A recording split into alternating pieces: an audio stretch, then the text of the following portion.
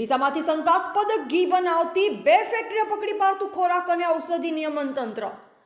રૂપિયા 9.50 લાખની અંદાજિત કિંમતનું શંકાસ્પદ ઘી અને એડલ્ટરન્ટ તરીકે વપરાતું વનસ્પતિ ઘી આશરે 3200 કિગ્રાનો જથ્થો જપ્ત।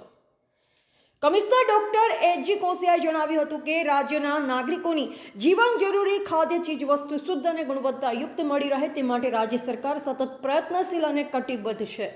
રાજ્યમાં ખાદ્ય ચીજોના નમૂનાનું પરીક્ષણ કરી ભેળસેળ કરતા તત્વો સામે કાયદાકીય કાર્યવાહી કરવામાં આવે છે, જેના ભાગરૂપે બનાસકાંઠાના ડીસા ખાતેથી શંકાસ્પદ ઘી બનાવતી ફેક્ટરી પકડી પાડી રૂપિયા 9.50 લાખની અંદાજિત કિંમતનું શંકાસ્પદ ઘી અને એડલ્ટરન્ટના વનસ્પતિ ઘી આશરે 3200 કિગ્રાનો જથ્થો જપ્ત કરાયો છે। શ્રી કોસિયાએ ઉમેર્યું કે પાલનપુરના ખોરાક અને ઔષધિ નિયમન તંત્ર અને જિલ્લા પોલીસ તંત્રને બનાસકાંઠા ખાતે ઘીમાં ભેળસેળ કરવામાં આવે છે તેવી મળેલ બાતમી હતી, જેના આધારે રેડ કરવામાં આવી, જેમાં શ્રી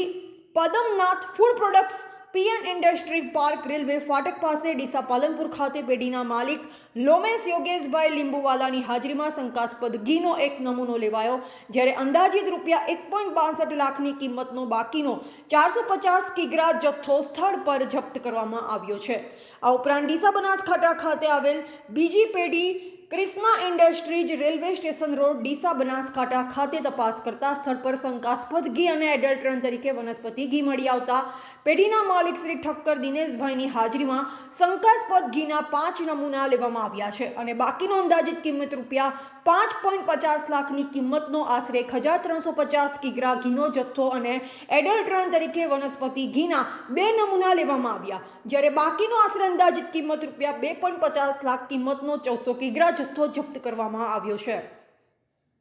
તેમણે કહ્યું કે આ 2 રેડમાં ઘી અને વનસ્પતિના કુલ 8 નમૂના લેવામાં આવ્યા છે, જેમાં અંદાજિત રૂપિયા 9.50 લાખની કિંમતના બાકીનો કુલ આશરે 3200 કિગ્રા જથ્થો કાયદા મુજબ જપ્ત કરવામાં આવ્યો છે। આ ખાદ્ય પદાર્થો બિન આરોગ્યપ્રદ હોય તેમનો પૃથ્થકરણ અહેવાલ આવ્યા બાદ જ કાયદેસરની કોર્ટ કાર્યવાહી કરવામાં આવશે, તેમજ આ બાબતમાં આગળની ઝીણવટભરી તપાસ ચાલી રહી છે તેમ તેમણે ઉમેર્યું હતું।